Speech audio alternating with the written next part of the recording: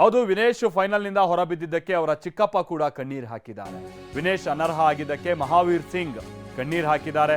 ವಿನೇಶ್ ಪೋಗಟ್ಗೆ ಕುಸ್ತಿ ಕಲಿಸಿರುವಂತವರು ಇದೇ ಮಹಾವೀರ್ ಸಿಂಗ್ ಅವರು. ಕುಸ್ತಿ ಆಟಗಾರರ ಹಿರಿಯ ಕೋಚ್ ಕೂಡ ಹೌದು ಮಹಾವೀರ್ ಸಿಂಗ್.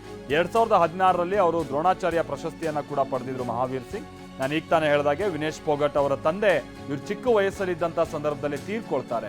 ಆದರೆ ಆ ಕುಟುಂಬದಲ್ಲಿ ತಂದೆ ಇಲ್ಲದಂಥ ಸಂದರ್ಭದಲ್ಲೂ ಕೂಡ ಅವ್ರ ಚಿಕ್ಕಪ್ಪ ವಿನೇಶ್ ಪೋಗಟ್ ಅವರ ಬೆನ್ನಿಗೆ ನಿಲ್ತಾರೆ.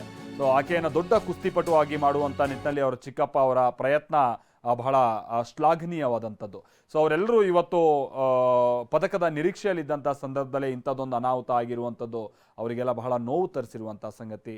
ಪಾಪ ಅವರು ಕೂಡ ನೋಡಿ, ಅಂಥ ಕುಸ್ತಿಪಟು, ದ್ರೋಣಾಚಾರ್ಯ ಪ್ರಶಸ್ತಿಯನ್ನು ಪಡೆದಂಥವ್ರು, ಅಂಥ ಗಟ್ಟಿ ಮನಸ್ಸಿನ ವ್ಯಕ್ತಿನೇ ಇವತ್ತು ಕಣ್ಣೀರು ಹಾಕಿದ್ದಾರೆ ಅಂತ ಅಂದರೆ ಯಾವ ಮಟ್ಟಿಗೆ ಇದೊಂದು ನೋವು ತಂದಿದೆ ಅವರ ಕುಟುಂಬಕ್ಕೆ ಅನ್ನುವಂಥದ್ದನ್ನು ನಾವಿಲ್ಲಿ ಅಂದಾಜು ಮಾಡ್ಬೋದು.